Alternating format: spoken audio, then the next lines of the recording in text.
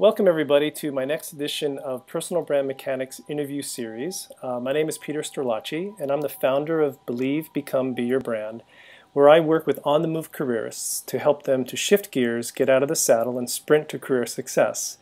And actually the cycling imagery is part of my motivation for doing this interview series because I am a passionate and avid cyclist, and I've come across some pretty amazing people in my work who I like to call mechanics of personal branding. In other words, these are folks who have just basically a toolbox of great tips and techniques that I feel really help any one of us to build, maintain, and even repair our personal brands.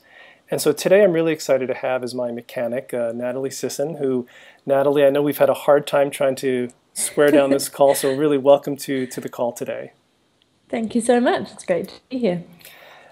So let me jump into the first question with you. As you know, I'm an avid cyclist, and I got introduced to you really because of the bicycle trek that you did across Africa. You went from Nairobi to Cape Town, I believe, correct?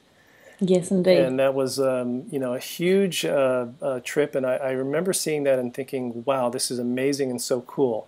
So I really want to know, what inspired you to do this 6,000 kilometer journey? Oh my God, I have no idea. I just heard about it from somebody on a slow boat in Laos 6 years ago. And they said there's this crazy ride in Africa and you bike the whole way. And I was like, that does sound indeed really crazy. And then strike forward 6 years later, it just happened to be the right time for my business, for myself. I thought, finally, I can do this personal challenge. So it really was nothing else than that just sounds like a crazy idea. And what an amazing way to see a continent that I hadn't yet visited. It's pretty cool. Now, were you able to raise money for this as well, or? Yeah, I actually managed to raise, I was so blown away, over 12,500 US dollars for a charity called Women Win, who are really dear to my heart because they basically empower young girls to get into sport. So rather than going down the route of being, in the slums and potentially getting sexually abused, etc., they try to get them into sport, which, as you and I know, is just a great way of building your confidence, your leadership, your teamwork, just so many things. So, that was excellent to tie it in with the trip as well and make it have a purpose. So it was 12,500 US. I'm sure the charity was very pleased to have that donation and the exposure for that. Now, for you yourself, I mean, you're leading a fascinating movement that you call the suitcase entrepreneur. So can you tell us what this is all about and what your vision is for this movement that you're leading? Yeah, I can. It's so funny because the more I travel and do it, the more I just get people going, that's once again crazy. How do you just live out of your suitcase and travel anywhere in the world and run your business? So that's pretty much what I do in a nutshell. And now, leading by example, I've managed to build a business out of that because so many people these days, I think, want the ability to work from anywhere, when they want and how they want. So they don't necessarily need to do that, but they want the ability. And that's what I help them do through my business design coaching, through products and programs that I offer, and also through a ton of free resources on my site. And I guess the vision behind it was, to allow people that right to realize that they can do anything they'd like within reason based around their passions and build a business that allows them to travel and have a lifestyle. So it's all about creating freedom in business and adventure in life. That's very cool. And how many years have you been doing this now? I just celebrated 2 years in May, years, actually. Yeah? So excellent. Well, Can you share an example of like a success story? Of someone that you've worked with during that 2-year period of time, who's really embraced this suitcase entrepreneur mindset, and how you've worked with them? Yeah, that's a pretty great question. Quite a few of the clients that I work with are either starting out online or have their own business and wanting to take it more into an online role so they can do it from anywhere.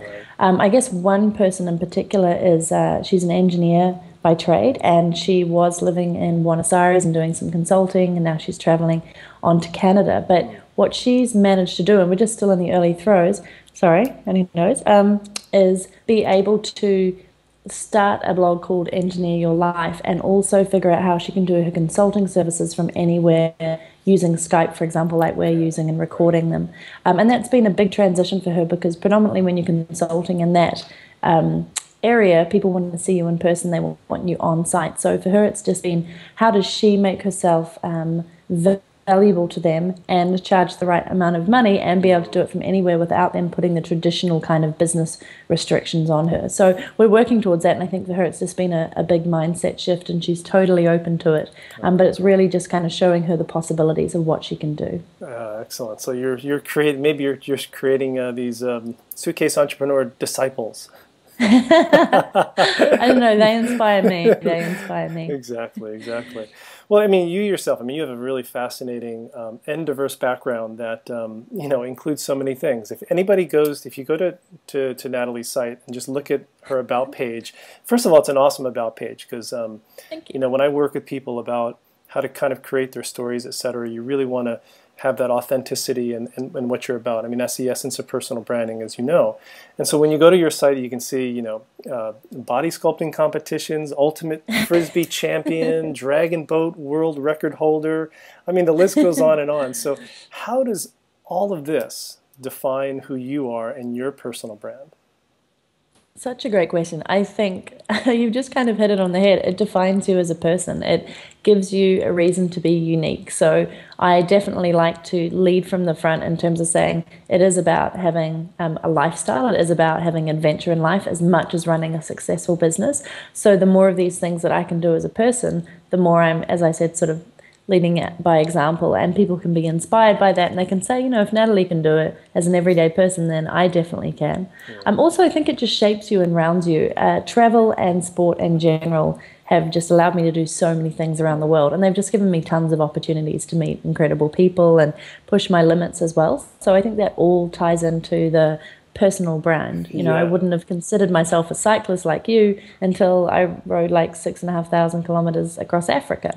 And those are just neat things to be able to put out there and people to follow your journey. And most people need to follow a journey. They need to know what vision you have and what legacy you're building, and they need to be part of your movement. So by tying them into those activities and sharing them with them, they feel like they're on their journey with you. That's just so awesome. I'm just curious, like, out of all of these things, what's been your favorite? I mean, has it been the dragon boating, the ultimate, the body sculpting? I mean, what is like the... No, body sculpting was 9 months of pain and broccoli and chicken, but it was a fascinating experience. So to get that lean. The dragon boating was amazing because it was with a group of 20 incredible women. And I would probably have to say, of all the experiences, it's still ultimate Frisbee. It's just one of those amazing sports that allows me to travel around the world. Like I'm here in Amsterdam now for a tournament. I'm going to Portugal next week for another one, and then the US. And you just meet this like-minded community of free-spirited, super intelligent, super hard-working on the field and on the beach people who also love to party. And I think you kind of need that in life. You need those people who are just putting it all out there on the line and having fun while doing it. And you can play it anywhere in the world. So for me, it's given me just a wealth of opportunities and experiences. Yeah, definitely. I mean, if I want to travel with a bicycle as you've experienced in Africa, I mean, that's a very big difference than carrying your Frisbees. Yeah, totally. Piece of plastic and some cleats versus a huge bike box. Exactly. Well, you know, as you know, I mean, I consider you a personal brand mechanic, you know, someone who has tools and techniques to help, you know, build, maintain, and repair our personal brand. So I want you to imagine that someone's personal brand has a flat tire, and you probably experienced a few of these. I think you even told me that you had developed a nickname on your trip. Flatterly. Flatterly, because I got so many flats, So I'm a now, master flat tire changer now. Now let's imagine someone's personal brand has kind of run a bit flat. What advice or tool would you recommend to get someone's personal brand, you know, pumped back up and ready to ride again? You know what I find invaluable for me is when I feel, or in the past when I've lost a little bit of direction or I feel like my audience has changed, I usually go out and ask my audience what they're wanting from me. So I think it's so invaluable to know what your customer wants, because without them you don't have a business, right? Or a brand. And often they'll tell you things about yourself that you didn't even know. And there's some great questions to ask, like if you could describe me and my brand in 3 words, what would they be? And sometimes you're really surprised at what people come out with. In addition, you can say, you know, what have you been enjoying on here? How would you like to receive this content? Is it more video? Is it more audio? What do you think's been working well? What do you want to see more of? And sometimes it's not up to you to define your brand. Often you're defined by the people that you're serving. And so I think that's a really valuable. If you're really flat and you just kind of run out of ideas, or you want some jazzing up, I often find it asking people is a great way to get the feedback that you need to then shape it and redefine it.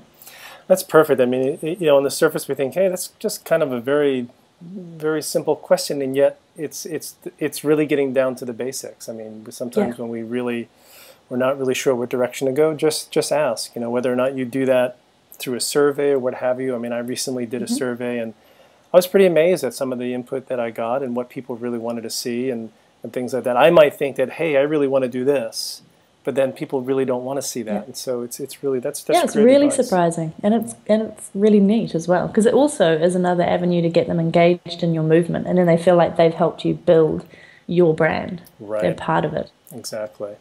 Well, if people want to get in touch with you, what's the best way? I mean, your website or what I'm everywhere. I don't have a Yes. postal address, but yeah, my website, suitcaseentrepreneur.com. If you misspell it, I think I bought the domain names of the misspelling. Oh, good. And then from there, you can find me on Facebook, on Twitter, on LinkedIn, everything. So that's a great place to start and come and say hello. Excellent, excellent. And Natalie does have a great newsletter that I enjoy getting into my email box. So I definitely Oh, recommend people good. to subscribe to that. And if you look below this video, we'll have Natalie's website there. So please make sure that you visit there. And for those of you who, if this is your first time seeing one of these interviews, I've done a nice handful of them. And if you're on YouTube and you just look over there to the side, you'll actually see the other ones that I've done with other personal brand mechanics. And so, Natalie, thank you so much for your time today. And you're in Amsterdam, and then you're jet setting off someplace else, right? Exactly. No, thank you so much. It's been really, really fun. Great questions Oh, and from a thank you. branding expert. So I I like appreciate those. it. All right. Well, good luck. Good luck in your tournament. I hope you guys kick some serious butt, and Thank you. we'll talk to you soon. Take care. Thank you. Bye bye.